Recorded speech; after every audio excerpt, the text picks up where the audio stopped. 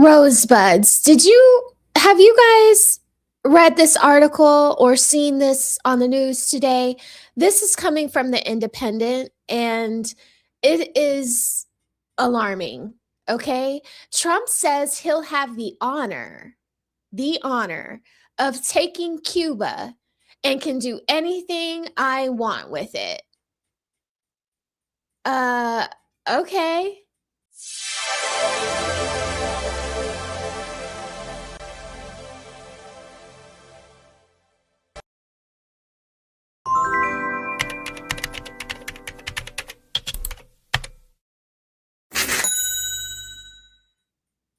Let's get into this.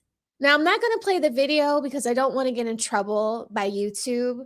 Um, but listen to this. Trump ranted to reporters that he had the right to do anything he wanted with Cuba, claiming that the island nation is a failed state and promising that the country was next on his list of adversaries to confront after Iran.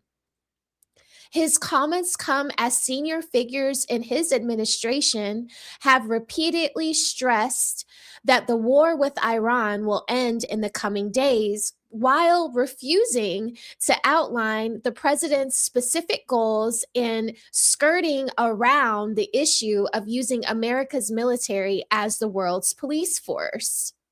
Again! Again! Again!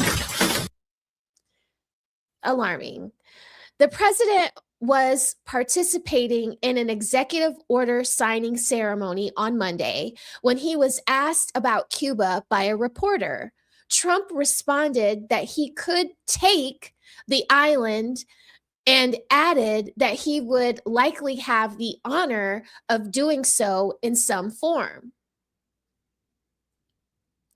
I do believe I'll be the honor of or have the honor of taking Cuba. That would be good. That's a big honor, said the president. Taking Cuba? Asked Fox White House reporter Peter Doocy. Taking Cuba in some form, yeah, the president confirmed. Taking Cuba. I mean, whether I free it or take it, I think I can do anything I want with it, to tell you the truth, Trump said. Wow. I mean, I can't believe this. Like, do you guys even know what is going on with Cuba right now?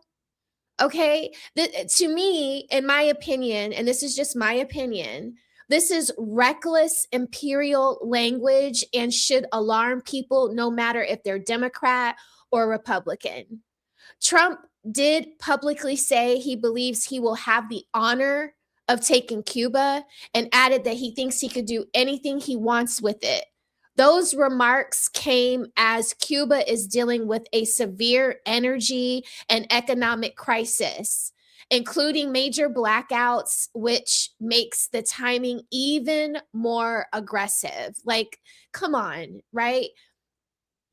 This is what happens when power starts sounding entitled to other people's sovereignty. I'm sorry. Cuba is not some kind of freaking trophy. All right. It's not real estate. It's literally a country with people that live there, values, customs, It is not a prop for a strongman theater. When the US president talks about taking another country, even in some form, and being very ambiguous about it, that is not just bluster. It signals domination, intervention that's not asked for, and the idea that weaker nations exist to be managed by force. Like, this is where America gets a very bad reputation, okay? And this is literally this language threatens foreign policy, like ownership. It says if a country is weak, America can just take it and reshape it the way it wants to. This is exactly the kind of thinking that has produced decades of disaster, resentment, and instability across the world. Okay. Even if supporters hear this as a negotiating rhetoric, other governments hear a threat. All right. Russia already responded by backing Cuba and condemning outside interference, which shows how fast this kind of talk can escalate geopolitically. And Trump might think that he can just easily take over Cuba. You can't do so if Cuba is being backed by Russia. All right. And Cuba is our next door neighbor. Could you imagine what that means for us here in America if Russia gets involved backing Cuba, how detrimental that will be for us here on American soil? It's like, come on, Trump. It also sounds especially cruel because Cuba's current vulnerability is tied to an ongoing crisis.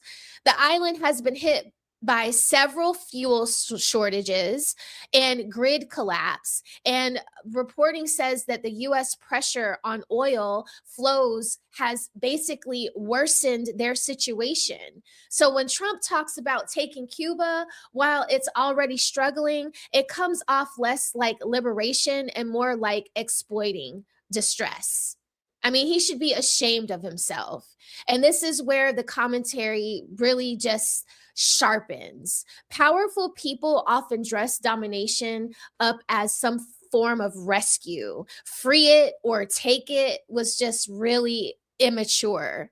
If your language of freedom centers around your right to seize and control, then freedom is not the point. Control is. And don't we talk about control in these spaces a lot? I mean, this was very, very, very poor judgment, in my opinion. Okay. Any leader who talks about having the honor of taking another country is not speaking the language of freedom. That is the language of possession. And this is where Trump kind of, blurs the line. Okay. You cannot liberate people by bragging about how you can do anything with their country. That sucks. But that's my take on it, Rosebuds. What do you think? Drop a comment in the comment section. Please like and subscribe. And I'll see you guys in the next video. Bye-bye.